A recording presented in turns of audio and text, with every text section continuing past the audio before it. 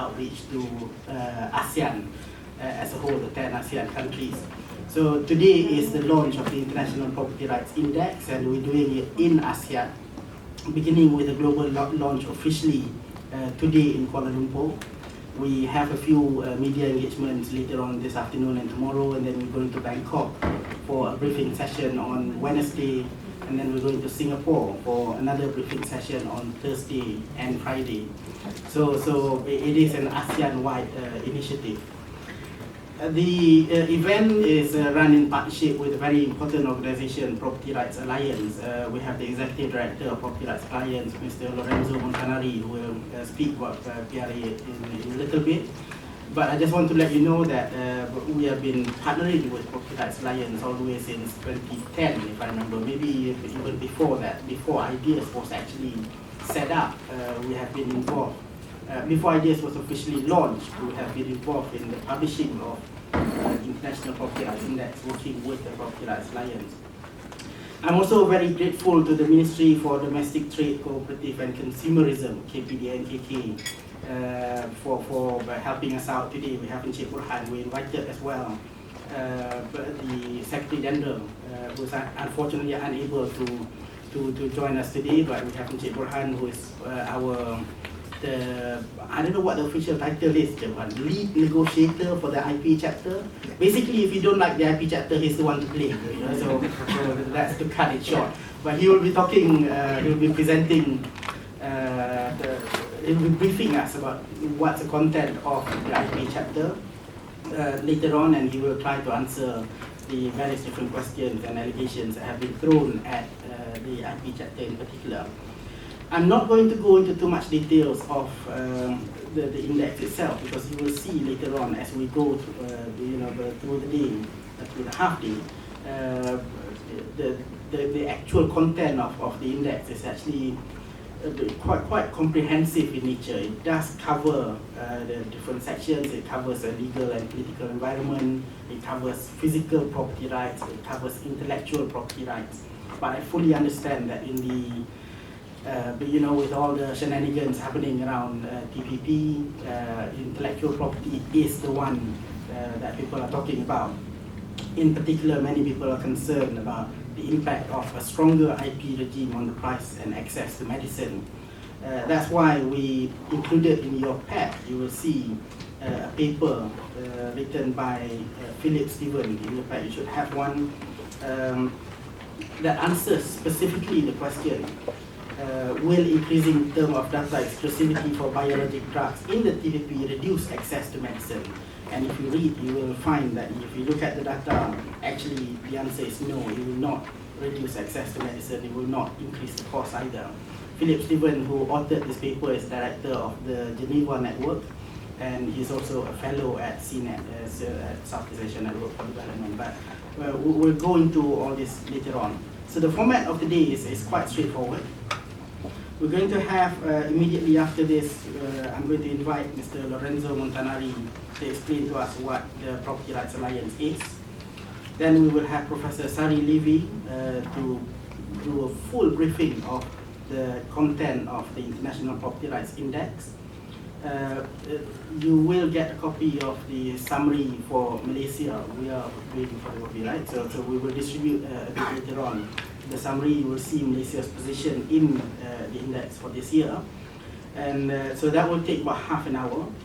And then we will have a case study. The case study is really interesting. It's going to be by Ganesh Muran, who will talk about, he's a very young entrepreneur, soon to be a billionaire, if not already now, but he's only like 23.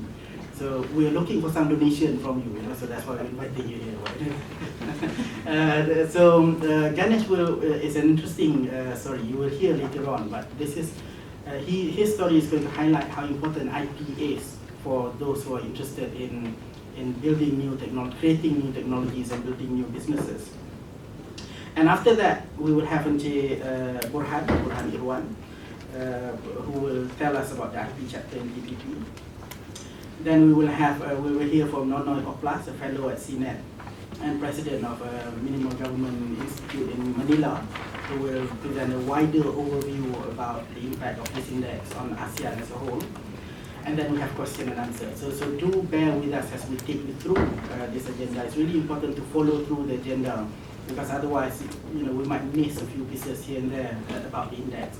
But as soon as we have finished, or as soon as we finish our presentation, we'll go into question and answer. We should have enough time for you to challenge and criticize and be unhappy with, especially with Encik Burhan later on.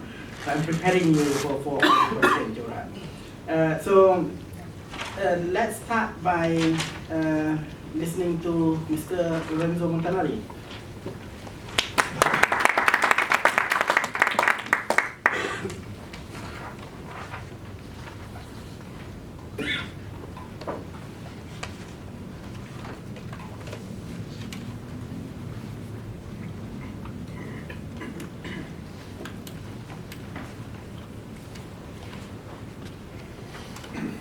Good morning, everyone. Thanks to be here. It's a great pleasure and honor to present for the first time ever the International Copyright Index. It's also my first time ever in Malaysia, so very happy to be here. Thank you so much, Juan, for hosting this event. And we are very proud to partner with you in seeing it in India. As you can understand, I'm living and working in the United States. I'm not American, I'm Italian, so hopefully with my accent I will make this presentation more funny. I'm Lorenzo Montanari. I'm the director of International Copyright Alliance. It's an advocacy and a think tank based in Washington, D.C., with the main goal to promote and defend the international intellectual property right, the rule of law, and physical property right. We are the main sponsor of and managing the Hernando de Soto Fellowship, and thanks to this fellowship we are able to publish every year the International Copyright Index. We work a lot in organizing policy conferences around the world, building international coalition, and we'll show you later one of our recent project, and also our special focus on defending IP, rule of law, accountability, and physical property around the world. With a special focus on South America, Southeast Asia, South Asia, and Europe. We are very proud of the special partnership with in Ireland with the IPRI Forum. It's a new think tank we had to establish recently, focus on property right, free market policy, and tax competition. And of course, we are also very proud to be partner and to work together with one and all his team with the Southeast Asian Network for Development. It's a very exciting project that has been launched in almost 1 year in Hong Kong. And the last international project, we are working a lot with the India Institute. Recently we were in India in July. We co-organized the first property right conference in New Delhi, mainly focused on the three components of the index that we'll show you later. This is one of the last projects we ran in the international coalition letter. We addressed this letter to Director General Francis Gurry, the President of the World Intellectual Property Organization.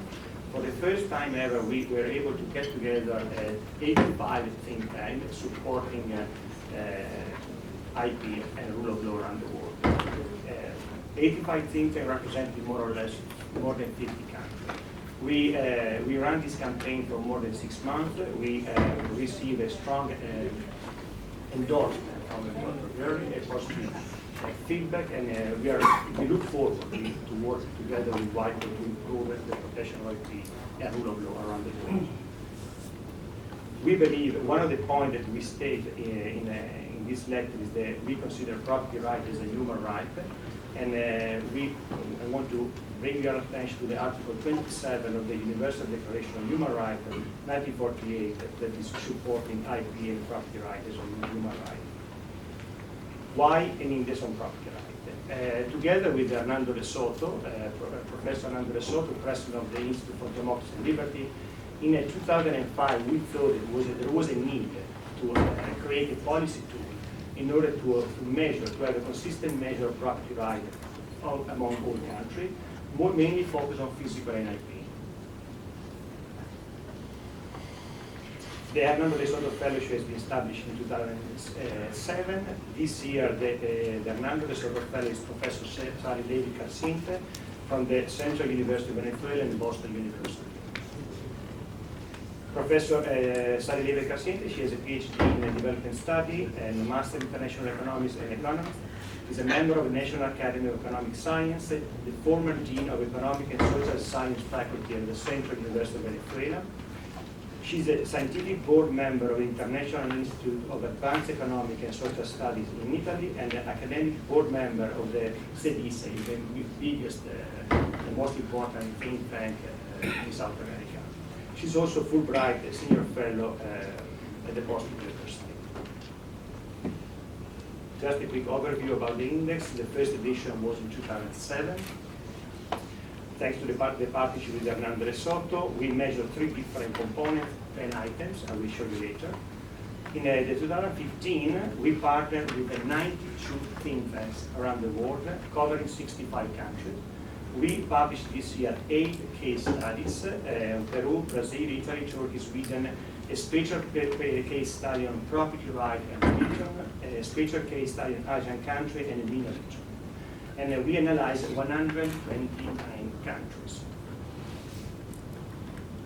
We always host an introduction by Hernando de Soto about the value of this index, especially we try, always been supporting this index and also try to promote and also is highlighting the value, the relationship between the protection of property right and economic growth in each country.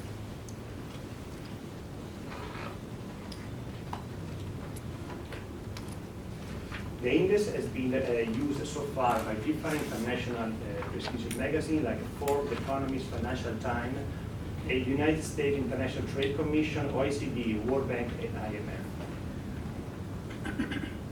This is our partner. You can see from Afghanistan to South Africa, Venezuela, Australia, from North America, and across Europe and Central Asia.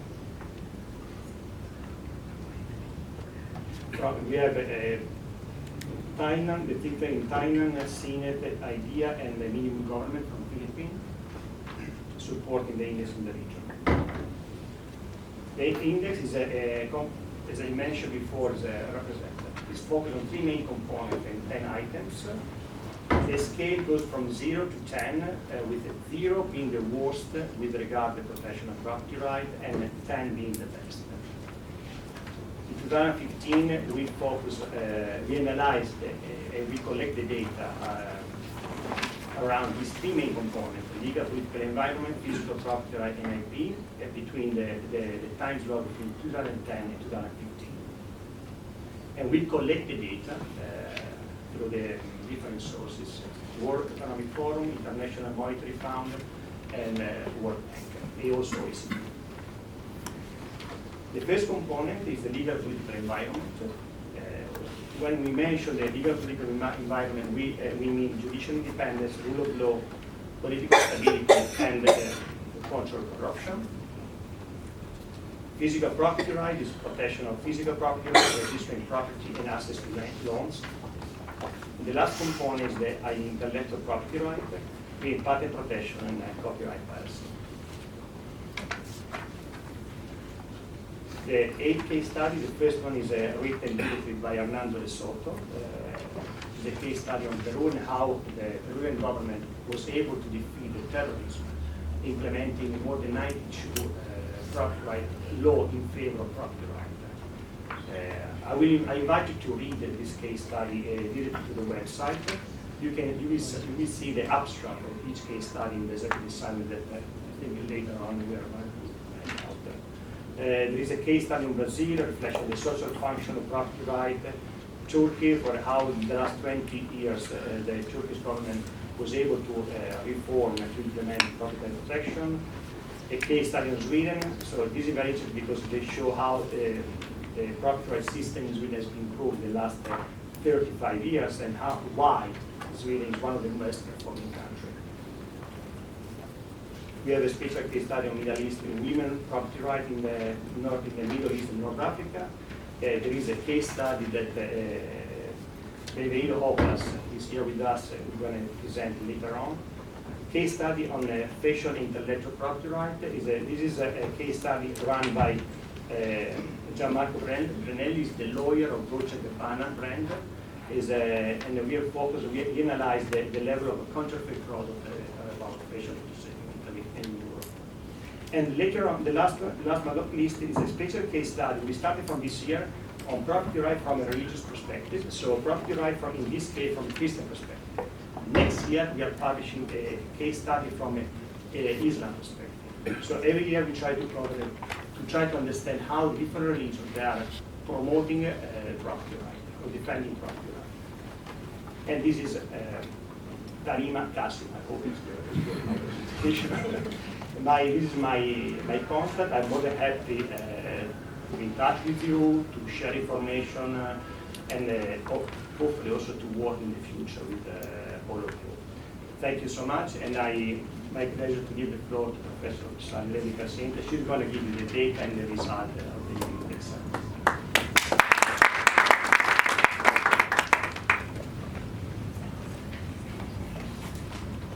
Good morning, everybody, and of course I want to thank the organizer of the event, IDEAS, CNET, and of course IPRI for this opportunity for sharing with you the result of the International Property Right result of year 2015.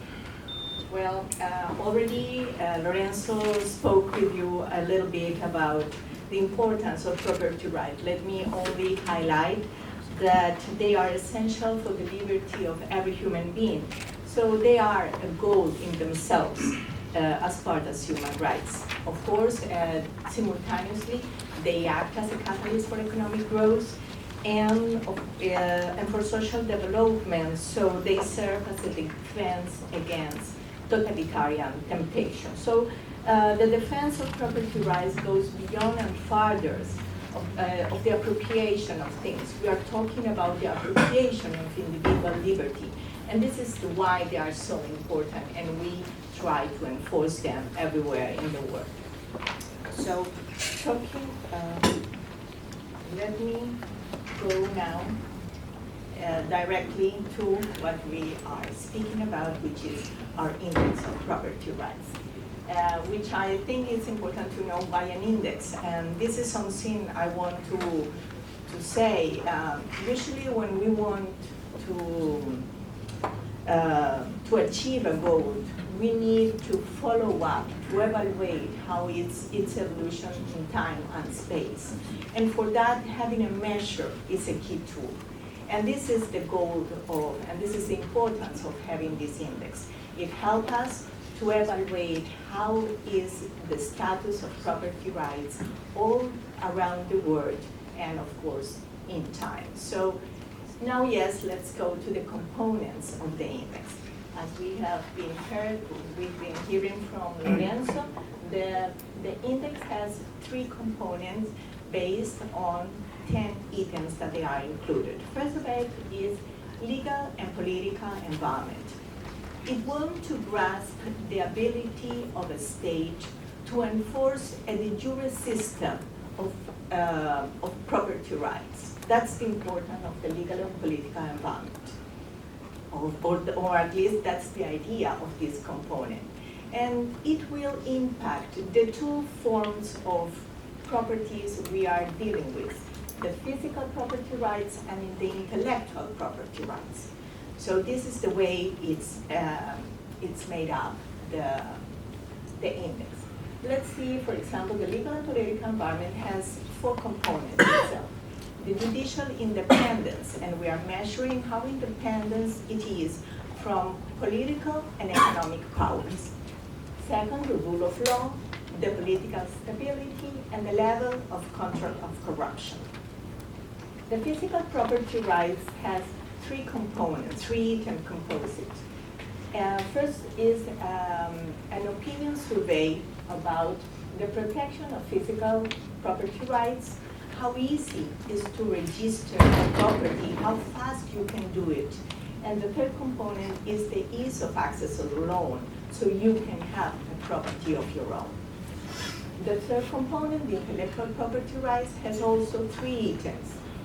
An opinion survey about how the protection of intellectual property rights are in each country, and 2 elements that are the main in intellectual property rights: patent protection and copyright piracy. As you may see, the sources of our data are different databases. First, we have the World Economic Forum Global Competitive Index, all the worldwide governance indicators by the World Bank, the World Bank Group Doing Business, the BSA Global Software Survey, and the GNR paper on patent protection. And as we have different sources, of course, we have different styles of data and different scales. So the first job we had to do was to rescale all the data from 0 to 10, worst best scale. Then we made a simple average of the 3 components: the legal and political environment, physical property rights, and intellectual property rights. And this year, we use all the decimals in the calculation. You may say, why is this important? Well, this is important because it eliminates, or at least reduces a lot, the possibilities of ties among countries. So we wanted to have the lower level of diffusion bias that we call statistically speaking. This year, we got 129 countries. This means that we included 34 countries that were not in past edition. However, we lost 2 of those countries that were Benin and Ecuador because they didn't have enough data. That was the only one reason to exclude a country. If you have enough data, you are here. If you do not, you are not. The level of data that we insist each country has to have is 2/3 of each component. In the first case, legal and political environment, you need to have 3 of the 4s. In the other 2, 2 of the 3. So if this is present, the country is in our center. Here are the results. Maybe with very little, you need maybe an eyeglass to look at them, but you can see them in the web page. You can have all the information there. In the case of Malaysia, like we are here, he's in the place 29. And we run a normality test for the index and also for its components, and they respect a Gaussian distribution. And we have a mean for the index of 5.3 for the world. For the sample we use this year. And the weakest component is the legal and political environment for average in the world. And the stronger is physical property rights. Okay? Here we have the 15 top and the 15 bottom countries. Well, let me speak about the first one. Is Finland this year, the same as the last year, then followed by Norway, New Zealand, Luxembourg, Singapore, Switzerland, Sweden, Japan, Canada, Netherlands, Denmark, Austria, United Kingdom, Germany, and the United States of America. At the bottom, we have Myanmar, Bangladesh, Angola, Haiti, Venezuela, Libya, Yemen, and another few countries. That's right, we can have them all over there. And this is something we have, but even we have this kind of distribution, we see that, for example, the third country, New Zealand, is the first when we are talking about legal and political environment. In the bottom on this component is Venezuela. In the case of physical property rights, the country with the stronger component is Singapore. And the weakest component belongs to Haiti. In the intellectual property right, it is Japan, the first in the world this year, while the weakest country, the bottom, is Libya. So we see that not exactly the same country, which is in the first place, has all the elements in the first place. We have different elements between different levels in each of the components. Also has to be noted that when we see the top 15 countries, we see that the stronger component is the legal and political environment. However, when we see the bottom countries, we see physical and property rights. It doesn't mean that that's not important. But what we've seen when we gather all the data is that the legal and political environment get first, it pulls the other two elements to the top. So this is something we should focus very with a lot of care. And there is another thing I want to say, that all the 15 countries on the top are very close one each other. The scores range from 7.8 to 8.3, which is the top, while the other ones have more variability in their components, and also the scores are more different in average. We try to organize countries using different kind of classification. Of course, we use the geographical region criteria, and we see that Oceania is the group in the top, followed by North America, European Union, Asia, rest of Europe, Central America and Caribbean, South America, and Africa. It has to be said that countries in North America and European Union this year decreased their score. Even on the top, they decreased their score from past year. However, the bottom groups increased their scores. So this is, in some sense, good news, but it has to be followed up how it goes on in time. Using, for example, the International Monetary Fund classification through regional and development criteria, we see that advanced economy is on the top, while Commonwealth of Independent States is at the bottom. And when we see the World Bank classification of countries by income criteria, we see that high income OECD is followed by high income, no OECD, upper middle income, lower middle income, and low income. What we see is a parallel behavior of income distribution and the behavior of our index. Here we have all the countries ranked by quintiles.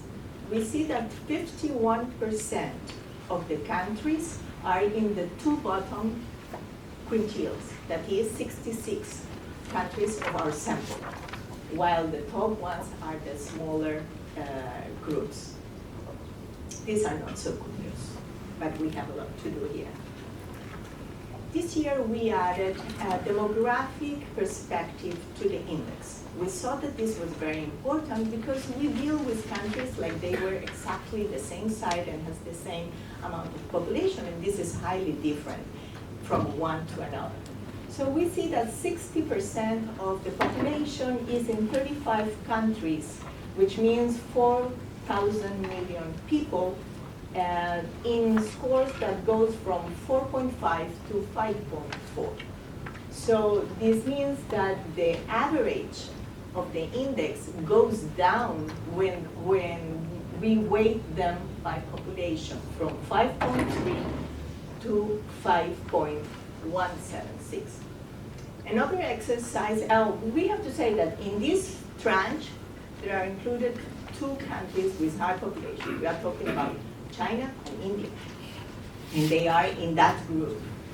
If we, like an exercise, decide to exclude, to retire, to take off these two countries, we see that all the tranches have more or less the same weight. So what I'm saying is that looking to population give us important hints, because what we are talking is how is the well-being of people, how they can grow. So how many people lives in each country is important to be seen. As in previous years, we also have a gender equality component for the index, and we use the database of gender, institution, and development of the OECD. We have 5 items that we include in this component, and they are women access to bank loans, to land ownership, other properties different than land, inheritance practices, and women's social rights. Human social rights itself have, it's composed by 5 elements: parental authority in marriage after divorce, female genital mutilation, access to public space, and some preference in education. We make a simple average of all these, because we think that all of them have the same importance for the development of a society, and especially for gender equality as a human right. And we made a weight